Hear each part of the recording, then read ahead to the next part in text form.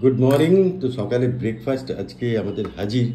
এখানে রয়েছে কচুরি, আর সেই সঙ্গে এখানে রয়েছে এটা কি এবার তুলে দেখাবে, এটা আলু ছোলার ডাল, মোস্ট অবলি বা আলু মটরের ডাল।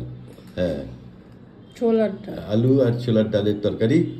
আর সেই সঙ্গে এখানে রয়েছে বেশি ডাল কম। হ্যাঁ, তাই তো হবে। আর এখানে রয়েছে জিলিপি। ও, এই জিলিপি পার পিস 5 টাকা করে দাম, জানো? তাই নাকি? প্রচুর লোক কিনছে দেখলাম, দারুণ টেস্টি হয়। আর সেই সঙ্গে আমার জন্য রয়েছে চা। মা কি খবর? সব ঠিক আছে? শরীর স্বাস্থ্য মন? ওয়েদার কিন্তু ফাটাফাটি, গরমে আর কষ্ট হচ্ছে না বলুন?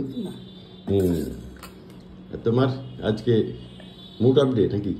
না, মুড অফ নেই, মানে ওই ওয়েদারটা ঠিক না থাকলে না আমার গৈরিকা ঝকঝকে সানি দিচ্ছে। হ্যাঁ, আমার ঠিক হয় না, শান্তি না লাগে না, জানো তো, মুখটা যেন মনে হয় ঘুমোচ্ছি, খালি ঘুমোচ্ছি। এরকম একটা বৃষ্টি হয়ে যাওয়ার দিনও ভালো লাগে না। বাজারে গেছিলাম আমি, জিনিসপত্র এনেছি। আজকে আমাদের ভেজ ডে, তাই তো? হ্যাঁ, কাল থেকেই ভেজ চলছে। কাল থেকেই ভেজ চলছে। কালকে জন্মাষ্টমী ছিল, আজকে মঙ্গলবার, তাই জন্য আমরা ভেজ খাবো।